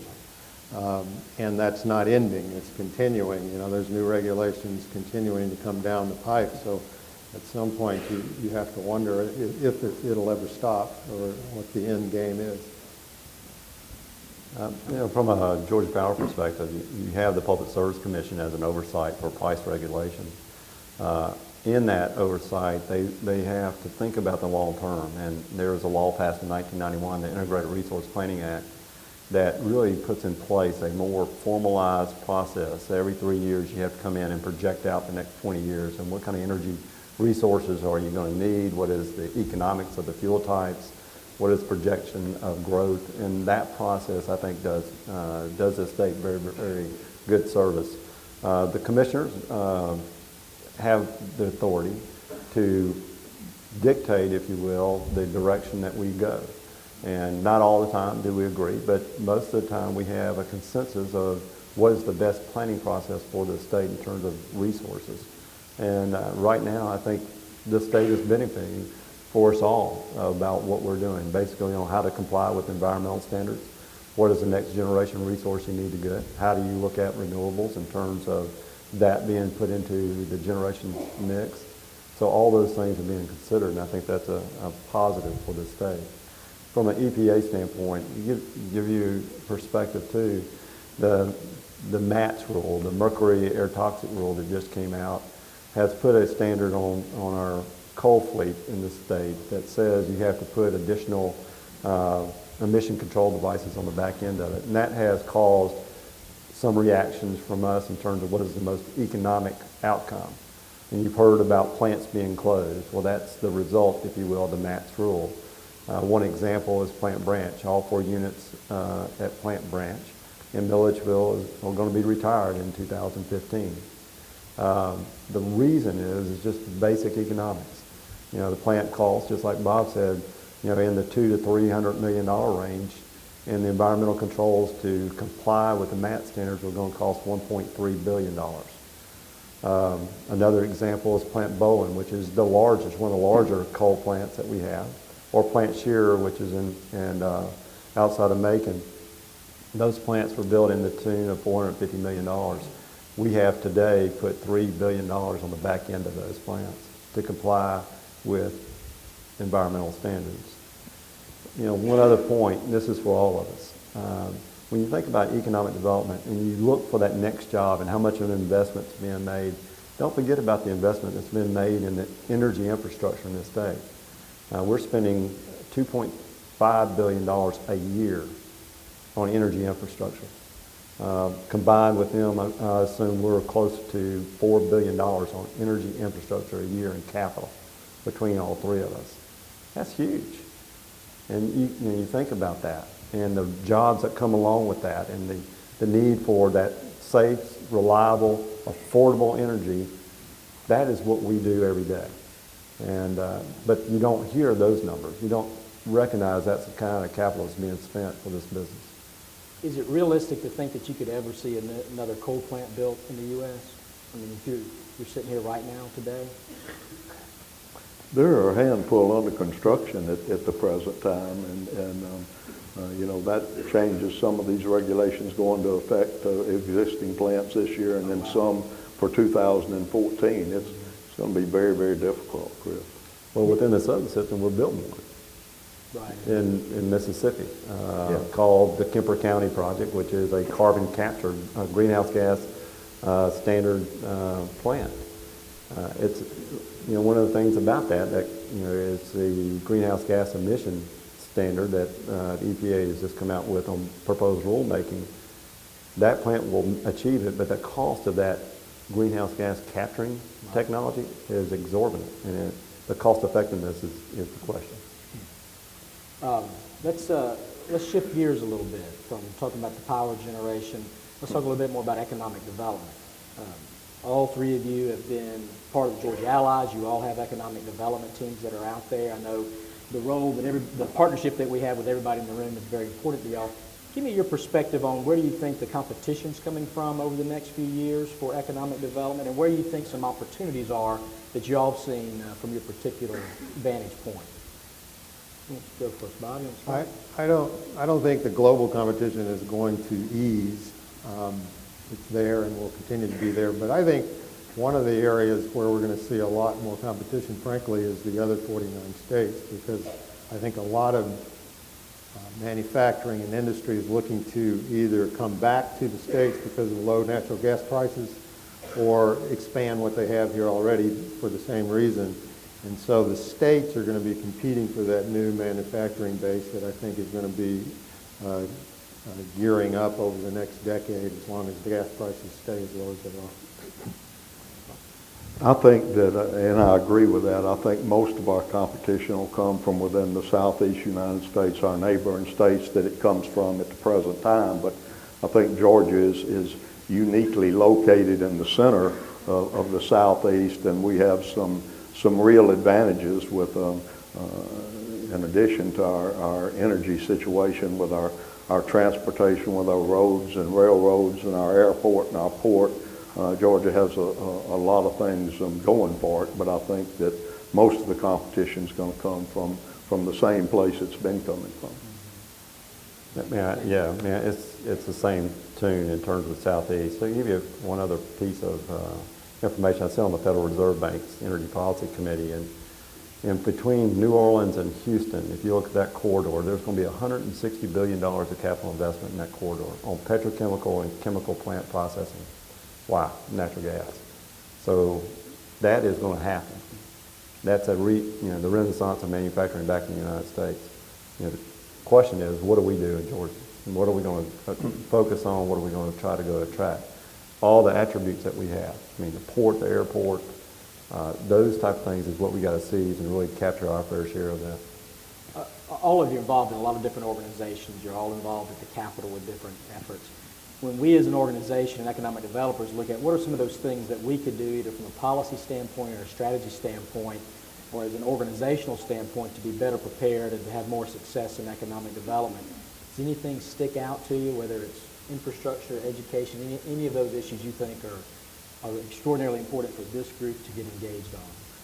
You know, I think we need to continue to do the things we've done in developing infrastructure and those things that are so important to the state. But, you know, as I look at the state of Georgia and you know, I've got a little 12-year-old granddaughter, and as she grows up, she's going to live in a totally different world than I live in today. And the most important part of that is going to be education. And I think that if we've got to continue to improve education in the state of Georgia. I think we do a good job at all of those other things, even though we wrestle with traffic around Atlanta. But still in all, the thing that's going to create jobs and going to create a future for this state is good, solid education. And I think if we don't continue to improve our education system, particularly in the K through 12 grades, that Georgia is going to be impacted negatively from an economic standpoint. I think we're already seeing that on some of the projects. Carl, you've been very engaged. You just finished chairing the Georgia Partnership for Excellence in Education. Thoughts on the priorities in education? Well, I mean, the STEM focus that we have is the right focus. Now there's, a STEAM focus, which you inject arts, because, you're seeing the testing from children that are involved in the arts, and they start testing out very, very well. So you can look at that curriculum and the focus there. As business leaders and as leaders in the communities that you sit in, it's critical that we engage in the educational process. Don't be silent. Demand excellence out of the school systems. It is critical for us. Again, to give you some more information, when we hire 400 to 600 people a year, we have thousands and thousands of applicants. 50% of them can't pass the basic employment tests that come into the door. And we should be ashamed of that. I mean, that is absolutely ridiculous. And you see people that you want to give them opportunity, they can't even pass the test. And that just breaks my heart. So that's one of the challenges that we have, is to do something about that and demand a higher standard and be engaged in it. Bob, thoughts on that or any of the other issues that I'd just add that, we get concerned about rural Georgia recovery being slower than the metro Atlanta area. Right. And I would say let's keep emphasis there. It needs it. Comments on that, and that was one of the things I worry about in my travels around the state, is we're still having trouble in pockets of rural Georgia, not being able to climb out of that. Any thoughts from any of you about ideas or things you've seen in other states, or things we might want to look at doing, or anything you might be doing specifically with some of your service areas? We continue, one of the things that Georgia EMC puts emphasis on is community development, and we particularly try to work with those counties and those chambers and development authorities in those areas to help them prepare themselves. Some areas are very well prepared, some are not very well prepared at all, so if an opportunity comes along, they can try to take advantage of it. I think you've got to be prepared, but we're concerned, like Bob, or there are pockets of Georgia that you're starting to see a little recovery in Atlanta and the metro area. I was telling somebody I was down at Reynolds Plantation a couple of weeks ago playing golf, and you could actually hear, hydraulic hammers going off, and I thought, God, what wonderful sound that is. I hadn't heard that in a while. So it is coming slower, but I think we just have to keep working. Bob, you were going to say something about rules. I just think education, which these guys have pointed out, is critical there as well. And you've got so many different areas that have different levels of achievement there that you need to really work on that as well for those areas to be successful. Yeah, let me continue on the educational front. When we talk about educational excellence, that doesn't mean just the teachers and the principals and administration. It means the children as well. I mean, the expectation needs to be elevated for them as well. Because, when a kid is told, you're okay being average or below average, that's the expectation that they have. But if you go in and say, I expect more out of you, and hold them to a standard, it's amazing what children will do. And you see it over and over again, example after example, where children were asked to perform at a different level than they did perform. It's just that interest you have to have in them. We have put a lot of resources back into education from Georgia Power. We'll spend roughly, over the next 3 years, $15 million in education with our Learning Power initiative and our engagement, if you will, in the education system within Georgia. But every community, every block, every corner has got to have a level of expectation for us to be successful in economic development. That doesn't mean kids coming out of high school get the graduation rate, above 52%. That means every kid that graduates doesn't mean they go to a four-year college. They're making, at Plant Vogel and welders are making $32 to $35 an hour for welders. That's great middle to higher income, middle to upper middle income standards. I mean, having craft skills in this country is something that we got to embrace again. And I'll say that all of us are going to have an opportunity, if you aren't already, to get engaged in this, because you've got a group in Georgia and really around the country that want to kind of roll back higher standards and want to argue over this and make it political. And I tell you, at the local level, it's going to be up to your local boards, school boards. And if you're not involved with them, if you're not meeting with them and telling them what your expectations are, what the needs are, then we're going to lose an opportunity to really improve education in Georgia. So particularly as we go through this the next year, I hope that you guys are engaged and involved on that. And I think that was a good discussion to have there. Let's shift a little bit more and talk a little bit about economic development specifically with your teams. All you guys, along with AGL, have economic developers that are out there working with the state, that are working with all the communities that are here, and they've done incredible work. I want to give you an opportunity to brag on them or talk about some of the things that they've done or any of your vision for the work that they do. But they're awfully important to everybody in this room. Paul, you want to start? Sure. Where is the Georgia Power team? Can y'all just stand up?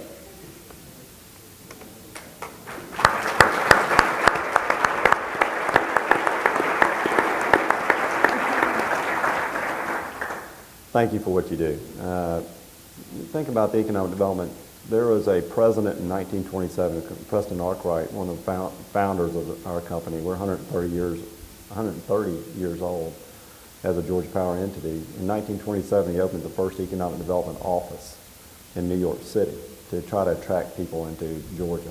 That legacy has really been the bedrock for us, and that symbol of citizen where we serve, ensure that the communities we touch, that they can look back and say, we're better off because Georgia Power is in this community.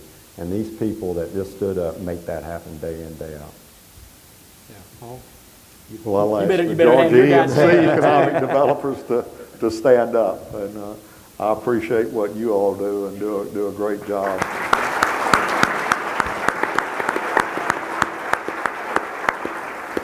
And congratulations on your 50th anniversary at GEDA. I think That's great. what you all have done through the years is one of the reasons that Georgia's in the position it's in today, and working with your communities and making this state the envy of most states in the United States. I'm a little partial. I think rural electrification was probably one of the greatest economic development programs that this country has ever done. Most of our EMCs in Georgia, thank you. Most of our EMCs are celebrating 75 or 76 anniversaries this year, and they started from day one trying to improve the communities they served in, the rural areas, and to make life better for people and to create jobs. We've actually had an economic developer on our staff. It was actually on Oglethorpe's staff for about 40 years. So we're committed to economic development. I've got to tell you that one of the things that impressed me most when I came to Georgia 16 years ago, and it still makes me extremely proud today, is in this state, the companies represented up here work together hand in glove with the Department of Economic Development to bring new jobs and new investment to the state of Georgia. Once they get here, we can compete over serving loads. And it really doesn't matter who gets it, because it creates good jobs, new houses get built, new businesses spring up, and it's good for the whole state. The other states I've lived in, utilities fought cat and dog, over bringing business to a state. But Georgia is unique from that perspective, and I think one of the strongest things that we have going for us, that the support that we can give to the Department of Economic Development to make them successful and to bring jobs and investment to Georgia. All right. Well, we are the smallest of the three, but Darrell, why don't you stand up? I don't know who else we have here from the VA. They do a great job, I know that, and I'll echo what the two Pauls said. This is truly a team effort, and I think Georgia's team approach is as good as I've seen anywhere in the country. It really matters to get them to Georgia, and we'll worry about who serves them as a secondary effort. Probably Caterpillar is one of the better examples of that. The MEAG Electric Cities team worked heavily on that project. along with everyone else, and we were, as a team, successful getting that corporation here in Georgia. We are not serving Caterpillar, but that doesn't matter because it's helpful to the entire state economy and good for us and good for everybody else. And that's the theme that we should keep working under. Right. Just a minute ago, when you introduced your team, you've got a new team member who you stole from me. And this is his first GEDA. Matt, stand up and wave. Matt's the new MEAG project manager, Matt Colvin. Y'all can applaud Matt and welcome him. We're proud he's done a great job at the Georgia Chamber. We're excited for him to go over and work for Electric Cities. It's going to be, you got a winner there. And we look forward to keep working with you guys. Let's see if we've got any questions. Now, the last couple of days we've asked for questions from the audience. It's been a little shy out there. But some of you got an opportunity to put your boss on the spot. I'm sure they'd love that. Tim Martin. I'd like to hear what the thoughts are or your thoughts are on the national power grid exercise. Is that going to make a difference? What's our role in it? How does what Georgia is trying to do fit in with a bigger picture, a national grid? Which one of you guys want to talk about the national?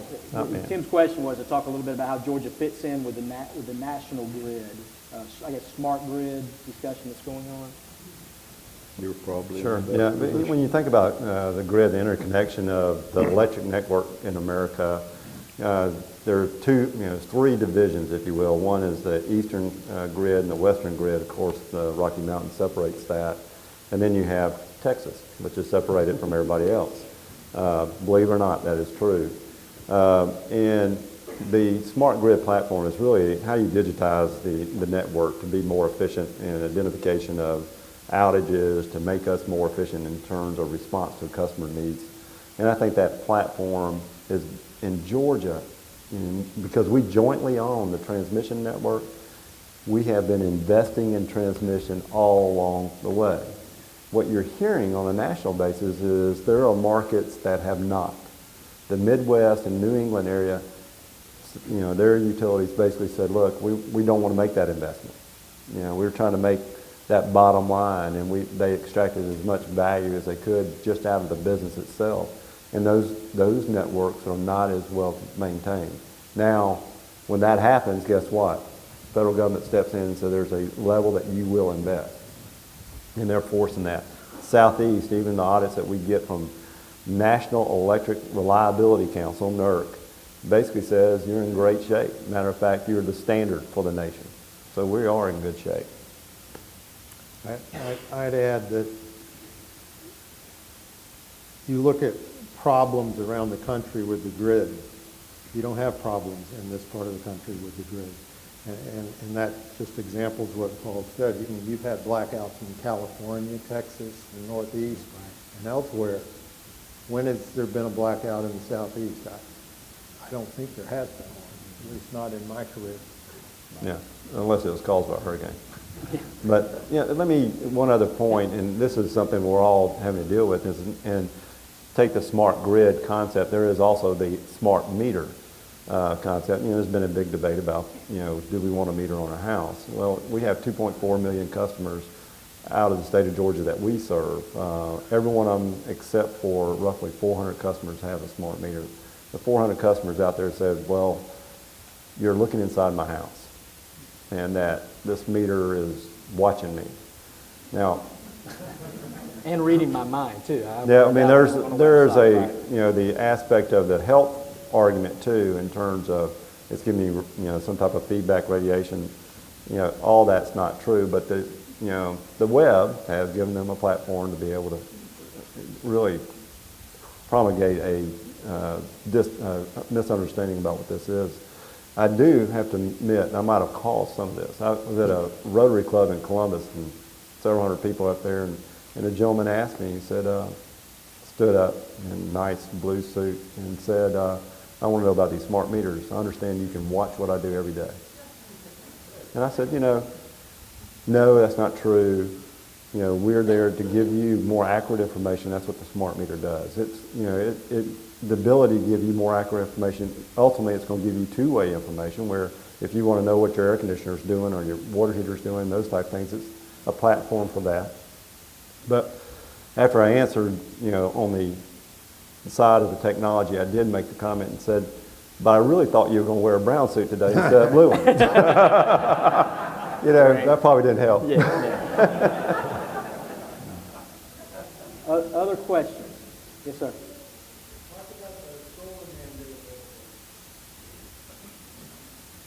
The question was to talk about the solar mandate a little bit. And we don't have a solar mandate in Georgia, but obviously there's some effort by some groups to encourage that.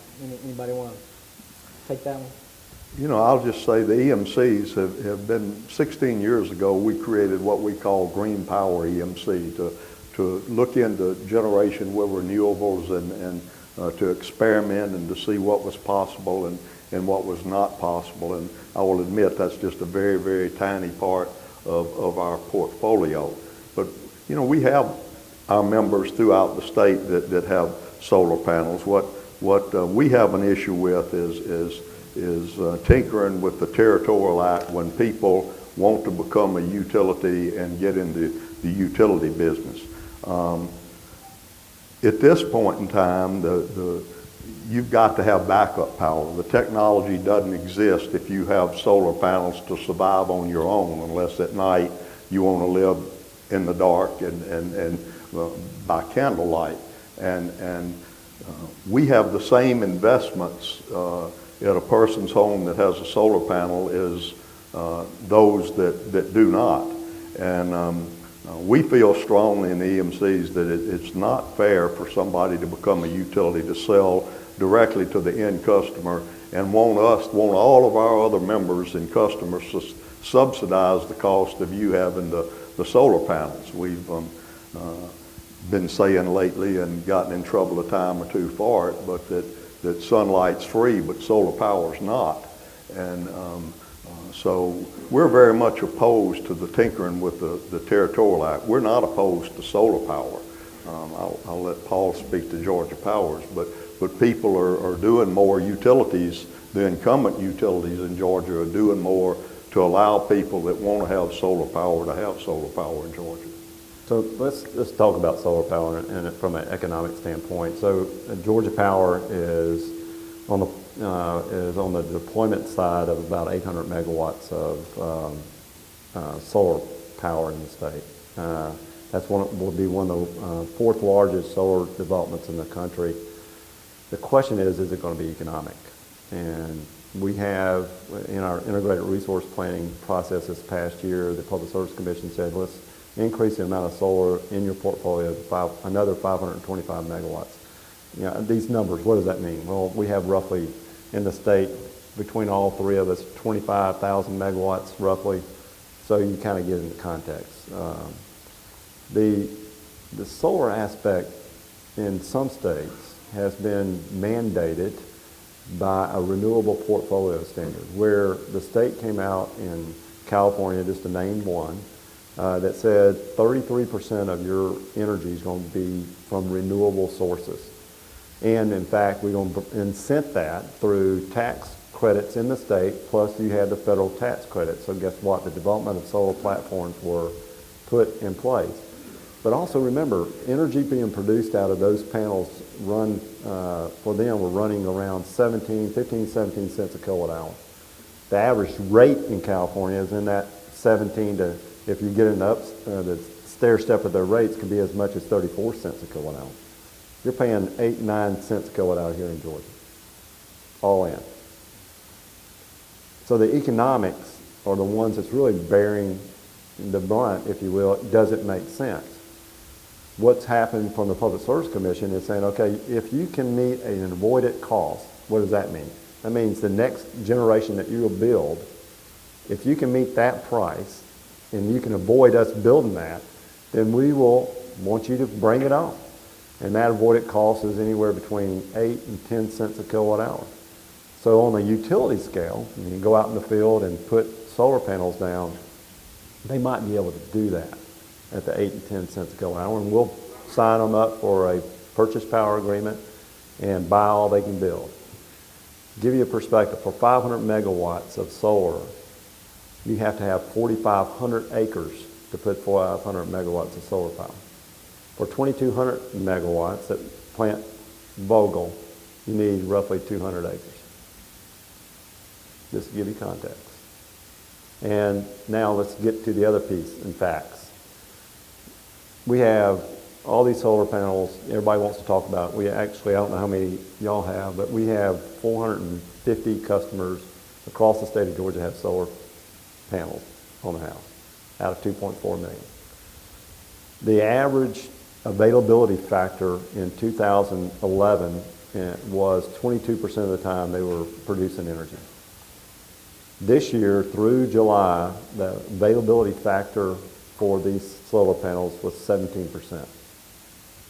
That's not including August. So how was August? A little bit wet. So if you put August in, it's probably moving that 17 down to 16%. Where are they going to get the rest of their power? And it goes to Paul's point, that infrastructure's sitting there to supply that 84% of the power. And what the developers and some are saying, let's not pay for that. Let's use their wires, let's have the backup generation, let everybody else pay for that, but I want my solar power and you subsidize me. That is not fair. That's not fair for all the customers. Bob, thoughts on solar?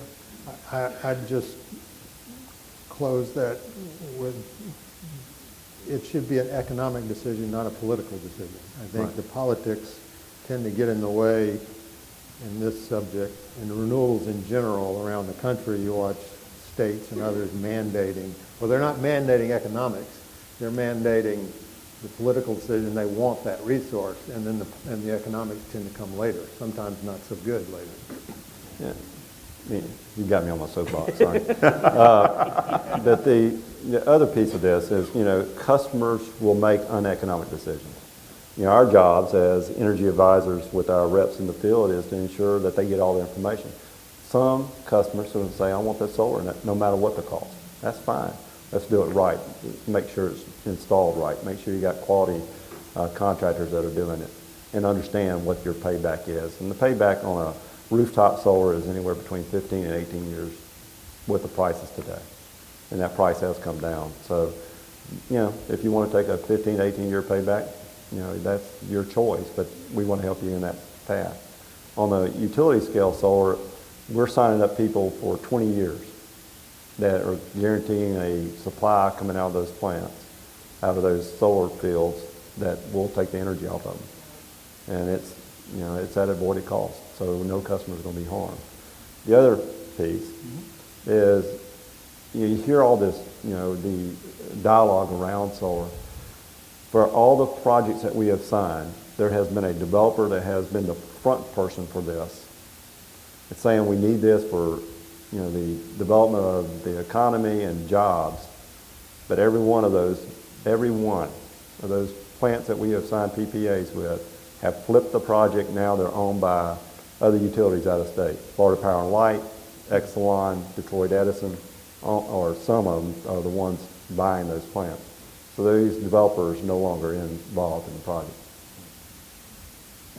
If you're trying to explain to people the solar issue, here's the easy way. We have, in our backyard, we have one of those solar floodlights, spotlights in the ground, so you see when we go walk the dog at night.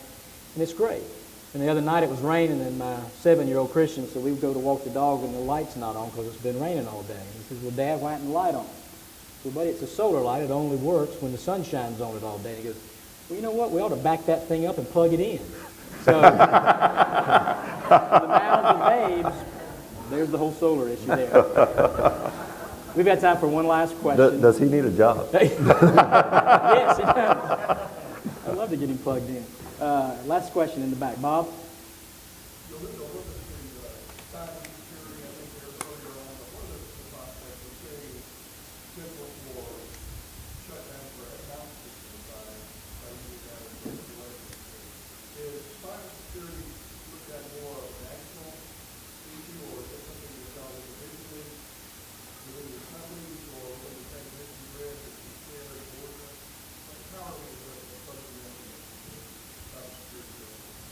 Bob's question, for those of you that couldn't hear, was about, are we doing cybersecurity for our grid on a per company basis, or on a national basis, or on a state basis? It's both. All- I mean, all of it, yes. both. Yeah, so you think about cybersecurity, there's a Homeland Security platform that we have to comply with, that we have to protect our systems and ensure that critical infrastructure is protected.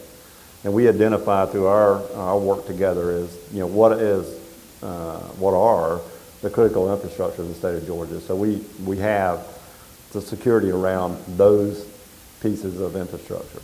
The other is our platforms relative to our dispatch capability, our control centers, if you will.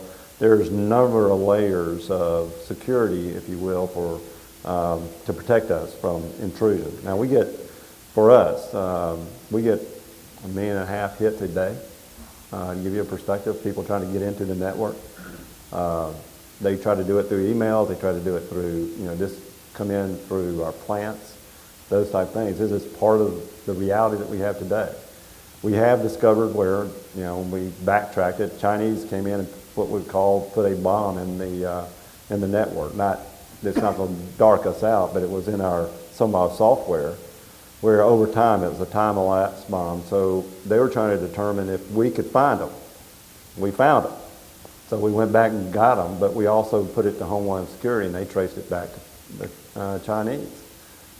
So that's the reality today. And we just got to make sure that we're meeting the standards dictated by the federal government, but also any advancement that we can make and make the investment to ensure that we do not create a platform that can darken us as a company. And we're all inspected by North American Electric Reliability Council, and we can be fined if we're not in compliance with